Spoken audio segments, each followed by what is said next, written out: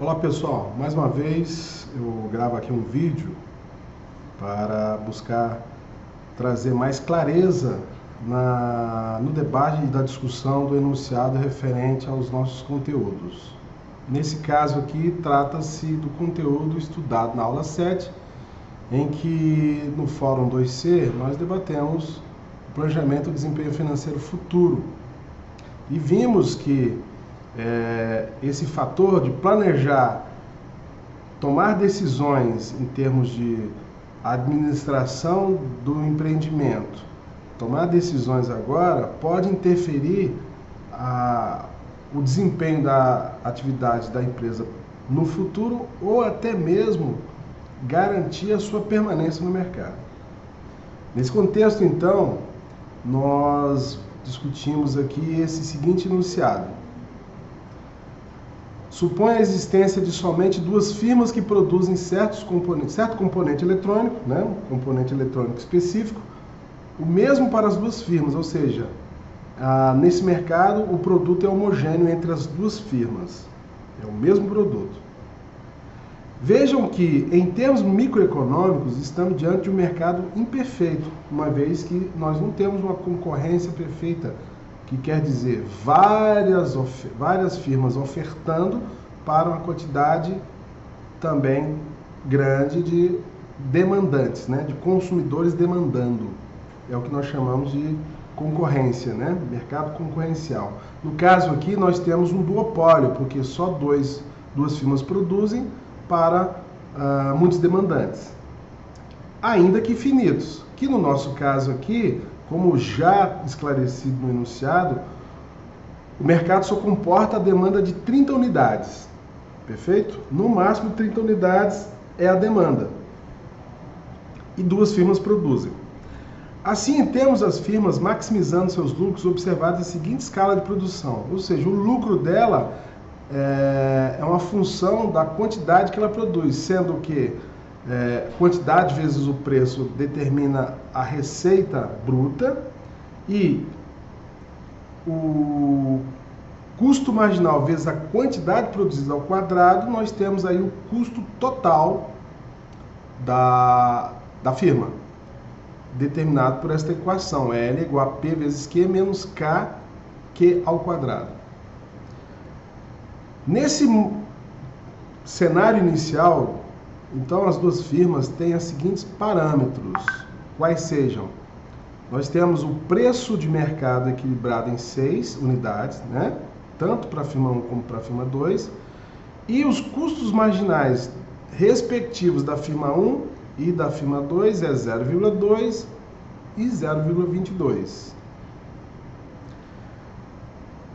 E ainda temos uma situação, uma consideração. Na firma 1, no Departamento de Pesquisa e Desenvolvimento, P&D, o pesquisador alfa foi responsável pelo desenvolvimento de novas técnicas para a produção de componentes que a firma 1, no caso, fabrica.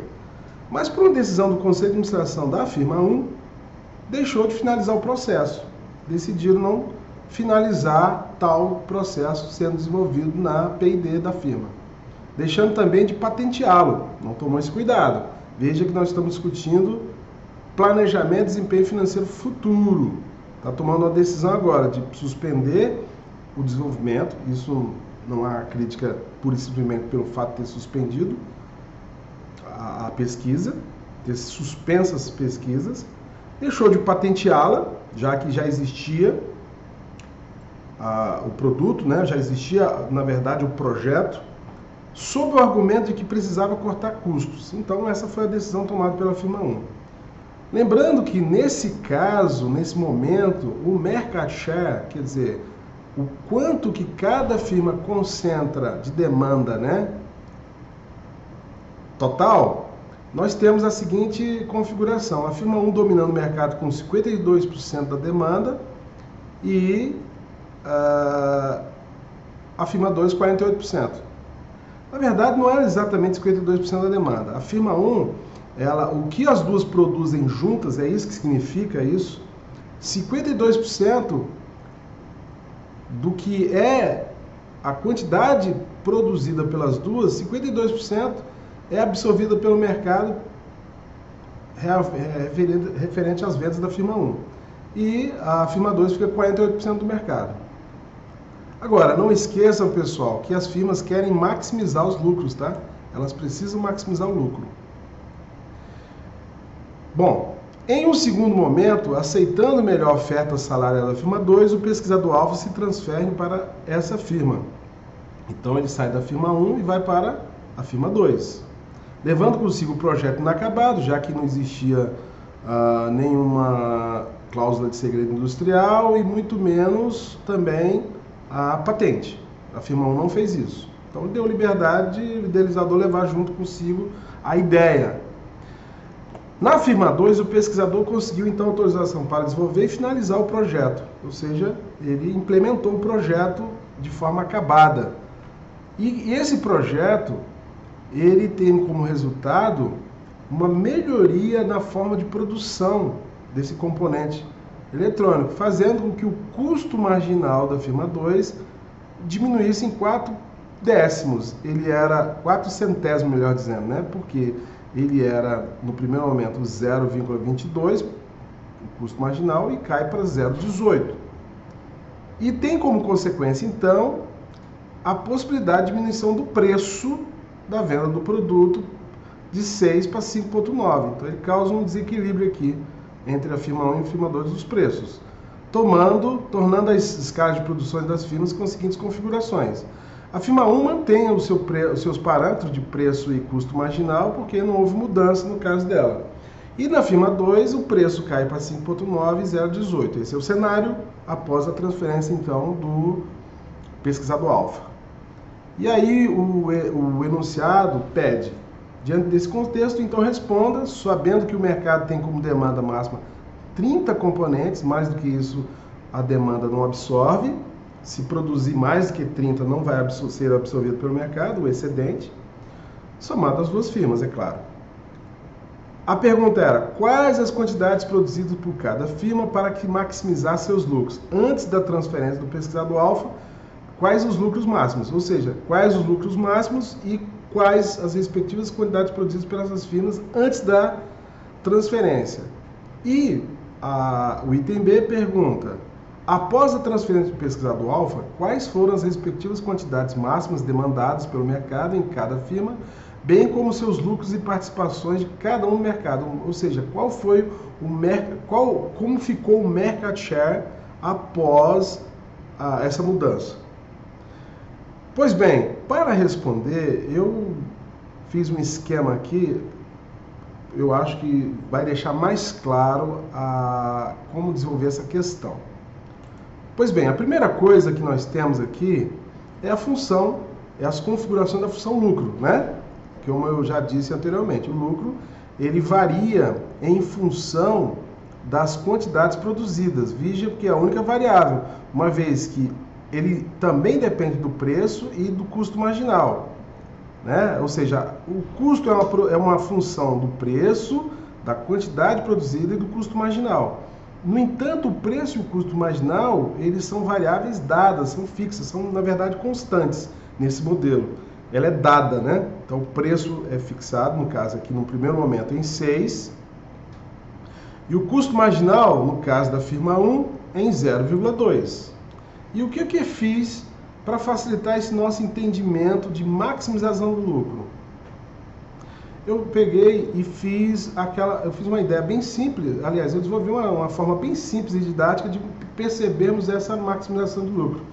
Ora, como o lucro depende do preço, quantidade, custo marginal, e quantidade, ou melhor, e preço e custo marginal são constantes, a única coisa que vai variar é a quantidade. E aí eu estabeleci aqui na minha tabela a escala de variação do lucro, observado esta equação, à medida que eu variava de 0 a infinito a quantidade produzida. Então temos aqui, quando eu produzo 0 unidades, meu lucro obviamente é 0, minha receita bruta, porque minha receita bruta é 0, e o meu custo total também vai ser 0, porque isso que, se for 0, Q ao quadrado, 0 ao quadrado é 0, vezes K vai ser 0, preço vezes Q que é 0, P vezes 0 dá 0, menos 0 vai ser 0. Então o lucro seria 0, tá aqui. E fui variando. Quando Q é igual a 1, considerando que P é igual a 6, K é 0,2, o meu lucro foi de 5,8. Meu lucro, minha quantidade 2, 11,2 e assim sucessivamente, como vocês observam aqui para a firma 1. Tá? Fiz isso até a quantidade de 40, só para... Eu poderia ter feito realizado essa quantidade muito maior. Com essa escala de produção, eu considero isso aqui, se eu colocar num plano cartesiano, minha quantidade vendida ela é meu eixo horizontal, não é isso? Que no plano cartesiano, isso aqui seria meu domínio, né? E eu tenho 3 imagens, o lucro, a receita bruta e o custo total, porque os 3 também variam em relação à receita bruta, que é P vezes Q, e o custo total, que é KQ ao quadrado, eles 3 também variam, depende de quê. Por isso que eu consegui colocar isso num gráfico. Quando eu fiz essa escala, né, de 0 ao infinito de Q, eu reproduzo aqui no gráfico o que acontece aqui, ó. A linha azul, o lucro. O lucro, vocês percebem que ele tem uma forma côncava, porque ele atinge o máximo. E ele atinge o máximo justamente por causa da diferença entre a receita bruta, essa linha laranja, e o custo total, que ele é crescente na quantidade. À medida que a quantidade vai, o custo total é crescente. Então, ele atinge um mínimo aqui, já que é uma reta minha receita bruta.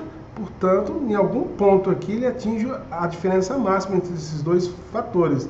Quando ele atinge o máximo, nós temos nosso lucro máximo. Isso é bem observável e fica claro aqui, ó, visualmente, olhando a variação numérica. E vocês fizerem aí, vocês vão observar que o lucro, ele maximiza nesse ponto aqui, ó, quando minha receita bruta é 90, meu custo total é 45, é a maior distância entre os dois. E a diferença entre eles é o meu lucro, né? Porque a diferença entre a receita bruta e meu custo total é o meu lucro. E o que me apresenta para a firma 1, que ela vai maximizar então o lucro dela quando produzir 15 unidades. Podem observar que é o lucro máximo dela, tá? Ela produz 15 unidades. Da mesma forma eu fiz para a firma 2, que está aqui do lado. Lembrando que a firma 2 tem o preço é de 6 também, mas o custo marginal da firma 2 é de 0,22. Fazendo a mesma evolução, né, de escala de produção, eu vou observar que no caso da firma 2, o seu lucro vai ser maximizado quando a quantidade vendida atingir a quantidade 14, nem mais nem menos, né? E o meu lucro máximo nesse caso será 40,88, que é a diferença entre a receita bruta de 84 e o custo 43,12, tá? É nesse ponto aqui meu lucro maximiza e sendo assim, então eu tenho uma quantidade que maximiza o meu lucro 14. Então, qual é a oferta do mercado? Lembra, se eu tenho somente 2 empresas, a oferta do mercado ela é composta pelo somatório das quantidades produzidas e essas firmas maximizam seus lucros, que dá o total de quantidade de 29. Eu passo aqui mostrar para vocês isso em forma do gráfico clássico da oferta e demanda, né? O mercado, então, naquela situação, somadas as ofertas da firma 1 e firma 2, que é essa linha crescente em preço, né? À medida que, em quantidade, né? Considerando que o preço é inversamente proporcional à quantidade, quanto maior a quantidade produzida, menor é o preço em termos da demanda e diretamente proporcional em relação à oferta. Quanto maior a quantidade produzida, maior o preço.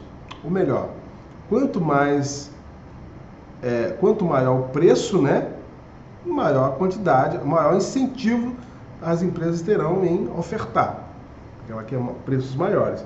E aí você tem um equilíbrio de mercado. E no caso da demanda é o contrário, né?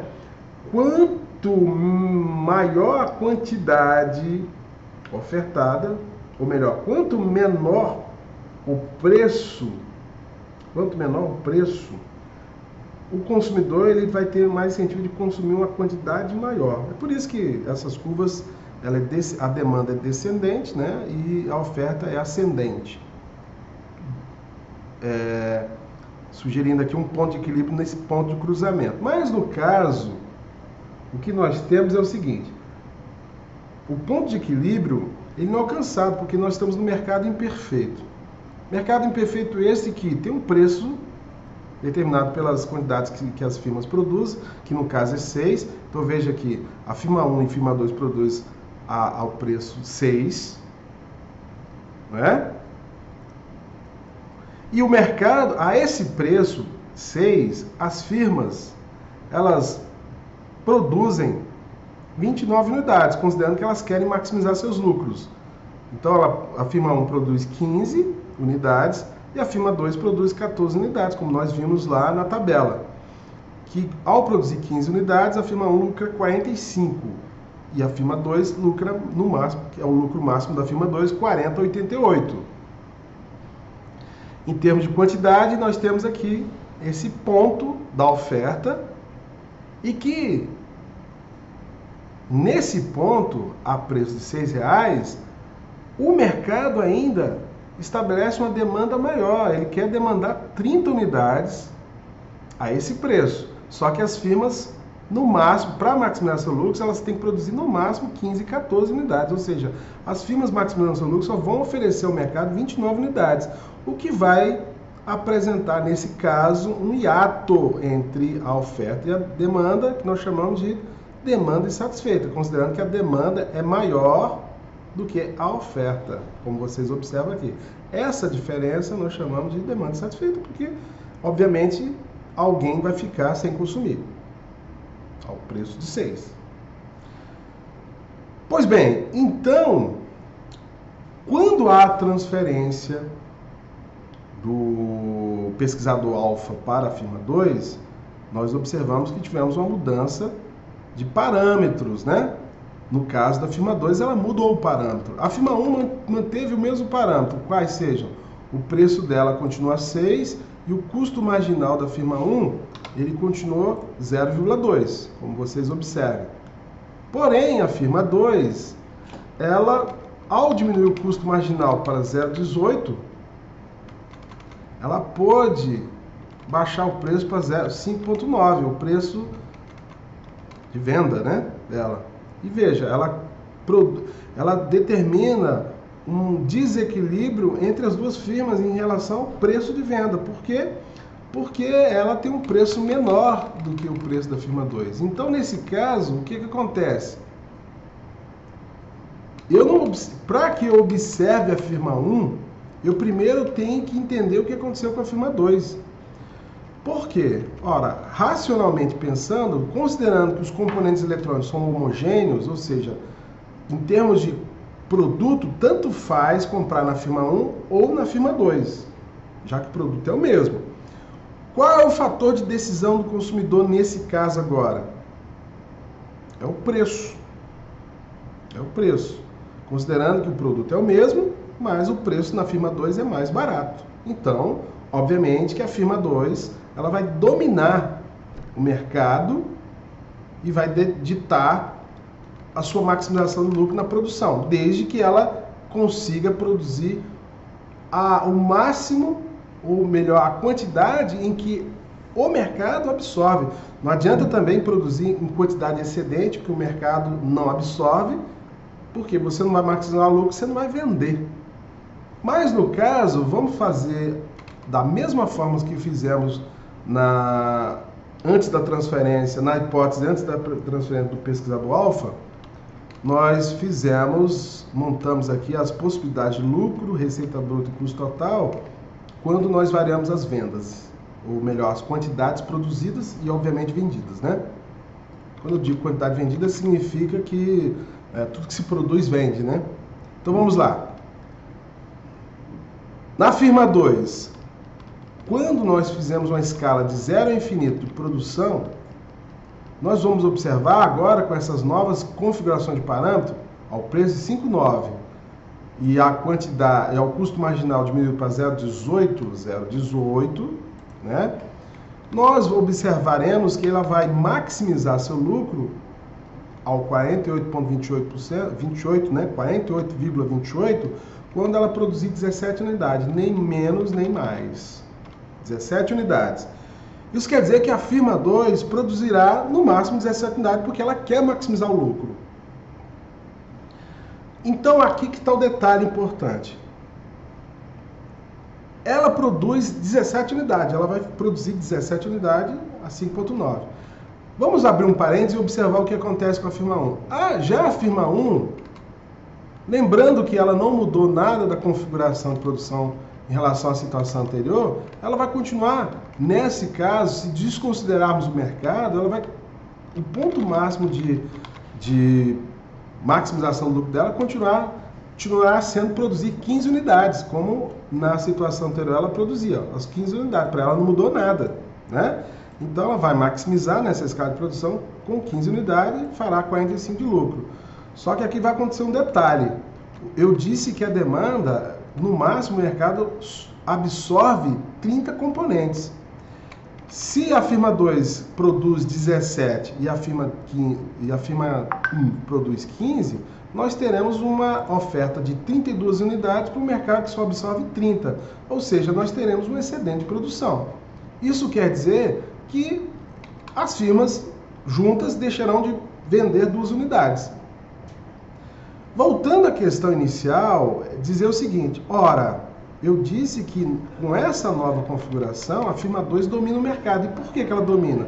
Considerando que os produtos são homogêneos, os dois são iguais, a firma 2 tem um preço mais barato. E o que quer dizer na prática é que a firma 1 só venderá alguma unidade depois que a firma 2 ela vender totalmente sua produção. Por quê? Porque o preço da firma 1 é mais caro do que a firma 2. Obviamente que, racionalmente, pensando economicamente racional, o consumidor, ele vai consumir o produto mais barato para só a partir daí pensar um pouco mais caro.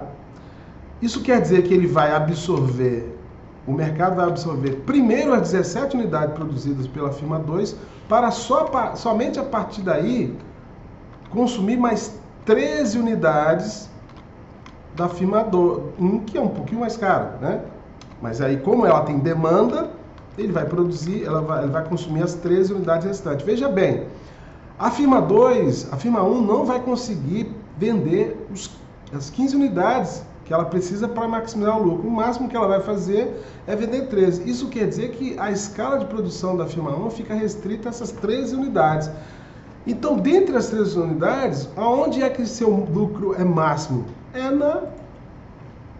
É no ponto, na borda superior da escala de produção, como nós observamos aqui. Ou seja, o lucro nesse mercado agora, da firma 1, no máximo vai ser 44,2, considerando que ela só vai conseguir vender 13 unidades. No máximo ela vai produzir, ela vai vender 13 unidades, então no máximo ela vai lucrar 44,2, que é o lucro máximo dentre essa escala de produção, considerando essa quantidade máxima até aqui. E aí o mercado, nós temos essa configuração de venda. No gráfico fica um pouco mais complicada a explicação, mas eu vou tentar ser o mais didático possível. Como é que eu explico a situação 2? Aqui agora eu tenho o gráfico do mercado após o pesquisador alfa se transferir para a firma 2, que é aquilo que eu mostrava na tabela. Graficamente, então, se eu considerar tão somente a oferta da firma 1 isoladamente, a linha de oferta dela isoladamente, eu não estou considerando o mercado, estou considerando da firma 1, ela vai cruzar com a linha de demanda, né? Mas a oferta dela vai cruzar com a linha de demanda, de modo que o preço da firma 1 será igual a R$6. Tá? Ela não tem equilíbrio, é claro, né? Então, assim, a firma 1 ela produz de forma que o preço de equilíbrio para ela sozinho, se ela atuar sozinha no mercado, seria R$6. Da mesma forma, pensando, a curva de oferta da firma 2 isoladamente é aonde o preço dela, o ponto de equilíbrio, seria aqui, ó, se ela estivesse sozinho, o preço a R$5,9. No entanto, como as duas firmas atuam no mesmo mercado, a curva de oferta desse mercado é o somatório das duas firmas, que é composto por esse conjunto de linhas aqui, que eu já logo explico. Tá? A demanda também desse mercado é formado por essas conjunto dessas linhas aqui, ó, que são descendentes. E por que tem essas linhas assim que são rompidas a segmentação até um certo ponto? Ela está numa curva e depois de um outro certo ponto ela segue paralela, embora, mas uma curva um pouco diferente, né? Um pouco acima, no caso da demanda, e na oferta também um pouco acima no caso da oferta. A explicação está no fato de esse mercado, ele está disposto a absorver 30 unidades. A curva de oferta das duas firmas juntas, melhor dizendo, a demanda para essas duas, a curva de oferta, aliás, para as duas firmas juntas, se elas produzissem juntas, elas vão produzir 32 unidades, independente da demanda. E aí o que daria aqui, ó, o ponto de equilíbrio em termos de oferta e o ponto de cruzamento em termos de demanda. Lembra que a demanda ela está abaixo do que a oferta, não haveria equilíbrio aqui nesse ponto de jeito nenhum. Isso quer dizer que essa diferença aqui seria um excedente de produção. O que está refletido aqui, ó. Nesse mercado, a demanda só suporta 30 componentes produzidos, que é esse conjunto aqui, ó, nesse espaço aqui. Então, se ela só comporta 30 componentes, aqui nesta área está o ponto de equilíbrio desse mercado. Embora esse mercado seja imperfeito. Mas eu digo assim, é um ponto de equilíbrio entre a oferta, que é determinada pelas duas empresas, pelas duas firmas, e a demanda, que é finita em 30 unidades. A diferença entre o que as empresas poderiam produzir para maximizar seus lucros respectivos, nós chamamos de excesso de produção. Esse excesso só aconteceria se as duas empresas tivessem incentivo a produzir esses máximos aqui. Mas o mercado só demanda 30. Então, como é que a gente interpreta isso aqui? Vamos lá. Primeiro, a linha de demanda desse mercado, ela entre 0 unidade e 17 unidades, ela vai obedecer a esta linha paralela mais inferior aqui, ó, que é a demanda. Por quê? Porque essa é a linha que reproduz o equilíbrio entre a demanda de mercado e a oferta de mercado, que é esse ponto aqui, quando o produto é vendido a 5,9. 5,9. Então, ou seja, essa linha, que é uma linha infinita para cá, ela vai estabelecer o equilíbrio entre a oferta, que é essa linha aqui, ó, oferta, que é o somatório da firma 1 e da firma 2, oferta e a demanda de mercado, quando o preço é 5,9, ok? Só que, no entanto, esse mercado, 5,9, é claro, e é 30 unidades, né? Produz 30 unidades. Só que esse mercado só vai conseguir ofertar a 5,9 17 unidades. Então, a linha de oferta, ela vem até aqui, em que é possível, a linha de oferta não, desculpa, a linha de demanda, ela vem até aqui, ou seja, 17 consumidores demandará esse produto a 5,9, porque ele conseguirá absorver tudo que a firma 1 produziu. E a diferença entre os 17 e 30, porque só até aqui que será absorvido pelo mercado, essa demanda correrá por conta da firma 2. Se a firma 2 não tivesse problema do preço de concorrência da firma... Desculpa, se a firma 1... Eu falei firma 2, pessoal. Na verdade, os 17 componentes serão consumidos pela firma 2. Ou melhor, serão produzidos e consumidos primeiramente pelo mercado, consumido da produção da firma 2. Porque a firma 2 ela produz a 5,9, 5,9. A firma 1 ficará com o restante do mercado, que sobrar entre a demanda máxima e o que a firma 1 não tem mais para produzir, porque ela só produziu o máximo 17, que são os 13 restantes. Então, esses 13 restantes vai obedecer a uma curva de demanda que tem equilíbrio com uma curva de oferta quando o preço está a R$6, que é o caso do preço da firma 2, considerando que a firma 1 também produz, né, que é o somatório das duas. E é por isso que tem essa segmentação aqui, ó. A curva de oferta até 17 unidades, ela observa esta reta aqui, tá? A partir da 18ª unidade, a curva de oferta passa a ser essa daqui, ó. E por causa da demanda, até 17 unidades, a curva de demanda é essa aqui. E a partir da 18ª unidade até o máximo que ela vai demandar, vai ser essa reta aqui. E é por isso que eu digo, então a demanda, ela consome 17 unidades com essa configuração de demanda e as outras 13 unidades com essa configuração de demanda. A oferta do mercado em relação às 17 unidades, ao preço de R$ 5,90, obedece essa curva até aqui. E a partir do preço a 6, a curva é essa aqui. Por isso que tem duas curvas de demanda e duas curvas de oferta, tendo em vista que os preços não são iguais, dependendo das quantidades que se demanda e que se oferta, tá? Portanto, qual será a configuração final? Ora, os parâmetros da firma 1 e firma 2 após a transferência, 6 e 5,90. O lucro máximo, como eu demonstrei naquela planilha, quando a gente observa a configuração, né, das produções respectivas, firma 2 e firma 1, após a transferência do pesquisador, o lucro máximo da firma 2, 48,28. O lucro máximo da firma 1, já que ela vai conseguir só vender as 3 unidades restantes que a firma 1, que é a diferença entre o que a firma 2 produziu e o que o mercado comporta, né, que são as 3 unidades, e a firma 1 vai maximizar seu lucro em 44,2, produzindo a quantidade máxima de 13 unidades.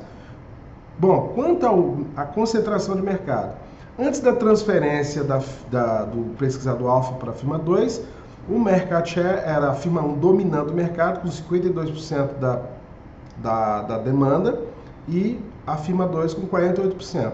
Com essa transferência, essa mudança de configuração da escala de produção, a firma 1 perdeu o mercado. Ela diminuiu de 52% para 43% e a firma 2 57%. Ou seja, o que é 57%? 17 de 30 é 57, 13 de 30 é 43. Eu vi que muita gente, equivocadamente, pensou no market share observando a demanda total. Aí, considerou a proporção em que cada um demandaria o mercado, porque eu disse que o market share era de 52 para a firma 1 e 48 para a firma 2, e fizeram a regra de 3 considerando a demanda de 30. Só que desconsideraram equivocadamente que se o mercado absorve as 30 unidades, não vai haver maximização de lucro entre as duas firmas, como aconteceu aqui. Ó. Por quê? Porque não é o lucro máximo, vamos supor, cada uma produzindo 15 unidades, a firma 1 45 e a firma 2, se bem que se eu tenho,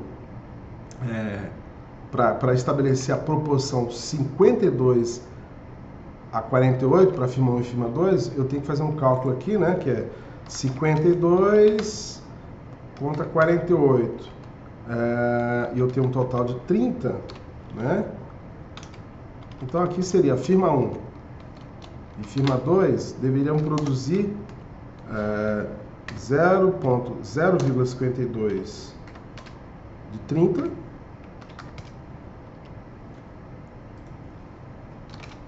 ou seja, 15,6 unidades, e a firma 2 48% de 30, né? Ou seja, 14,4. Aí eu fecharia os 30. Só que produzindo 15,6 unidades a firma 1, ele vai produzir acima de 15. Ela não vai maximizar o lucro dela, porque ela vai ficar abaixo dos 45. Algo em torno de 16 e 15 vai ficar entre 45 e 44,8. Então menos que 45. Ela não maximiza os lucros. E também a firma 2 produzindo 44,4 unidades, né?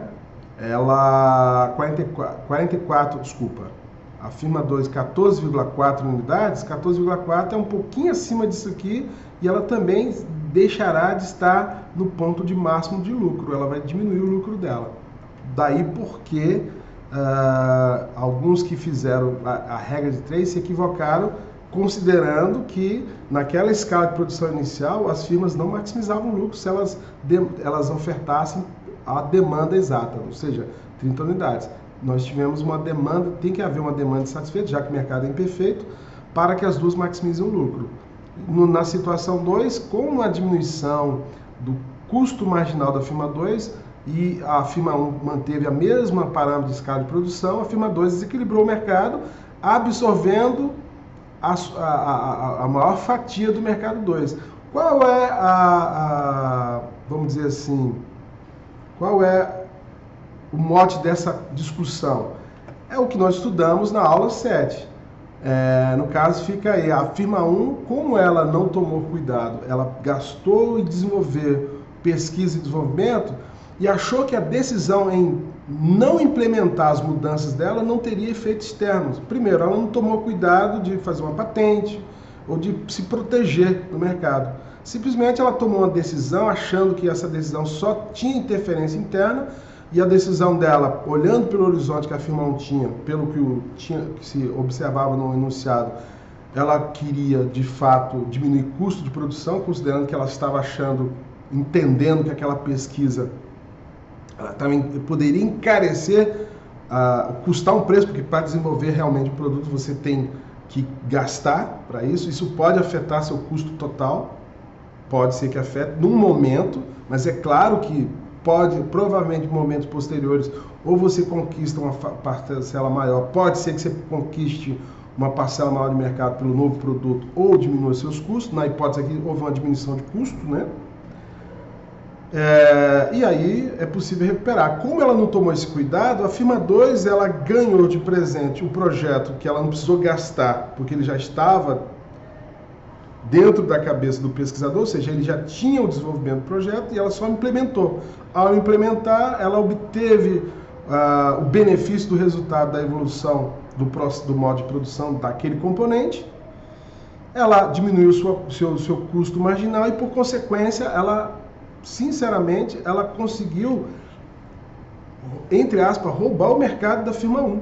Quer dizer, ela roubou a hegemonia da firma 1, porque ela produziu uma escala cujo preço de venda era menor. Obviamente que a demanda ela se direcionou para a firma 2 e a firma 1 só ficou com um excedente entre o que a firma 2 não produzia e o que o mercado ainda tinha para demandar.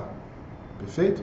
Pessoal, eu sei que eu espero que tenha sido o mais claro possível. Eu tentei ser o mais objetivo e com a maior clareza possível, mas eu espero que a ideia de você tenha sido passada com objetividade, apesar de muitas discussões, muitos gráficos, umas linhas interessantes, né?